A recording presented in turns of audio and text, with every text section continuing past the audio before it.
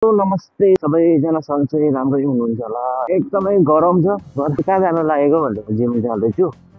अहिले फिलहाल अब दुबईको सिचुएसन क्या बस्नुको लागि चाहिँ एकदमै प्रब्लम हुन थालिसक्यो क्या। किन प्रब्लम हुन थालिसक्यो भन्दाखेरि चाहिँ गरम बेसी छ हो।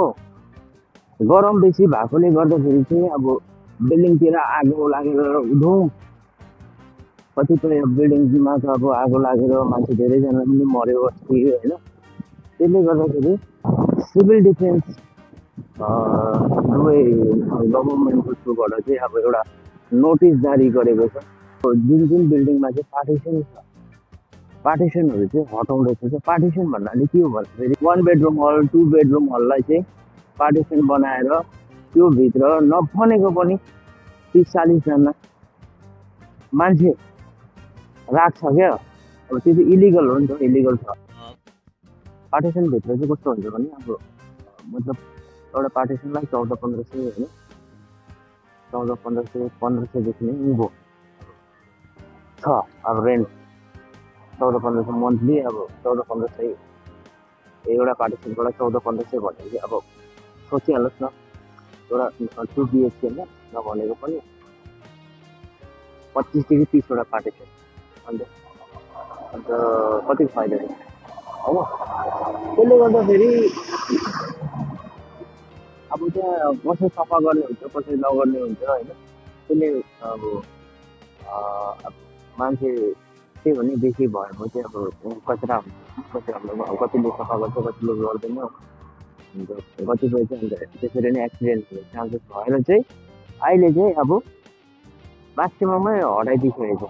मान्छेको बिजोग छ नि यार, यस्तो छ नि अब गरम यस्तो खतरा गरम छ नि हो। त्यसले गर्दाखेरि चाहिँ धेरै सतर्क गर्नुपर्छ। अहिले अब फेरि दुबई आउनु हुँदैछ भने चाहिँ धेरै कुरा सोचेर मात्रै आउनुहोस् हो। अहिले त नआउनुहोस् पनि, म चाहिँ त्यही रिकमेन्ड गर्छु। किन भन्दाखेरि अब अहिले त अब यो अफ सिजन हो, काम कुरा पनि पाउनु गाह्रो पर्छ क्या। त्यसले गर्दाखेरि धेरै सोच्नुपर्छ है। जस्तो अन्त अब जस्तो चाहिँ अब कम्ती स्यालेरी छ होइन, जस्तो कम्ती स्यालेरी छ त्योहरू त अन्त कहाँ जानु।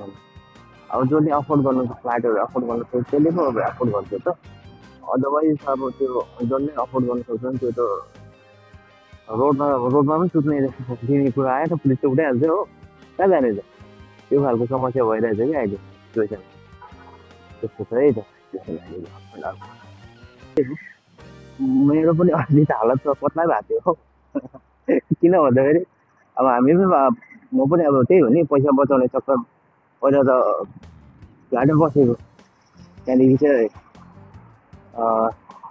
पार्टिसनतिर सरियो। राम्रो एकदम राम्रै थियो नि, अब राम्रै भएको थियो होइन।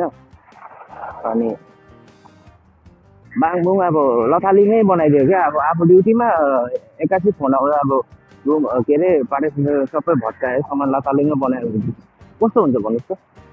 त्यस्तो हुन्छ क्या। अन्त अहिले चाहिँ अब अलिकति ठिकै छ, ठिकै अब सँगले बसिरहेको छु। के कस्तो हुन्छ अपडेट गर्दै गरौँला। हजुरहरूको के छ कस्तो छ भन्दै गर्नुहोस् है।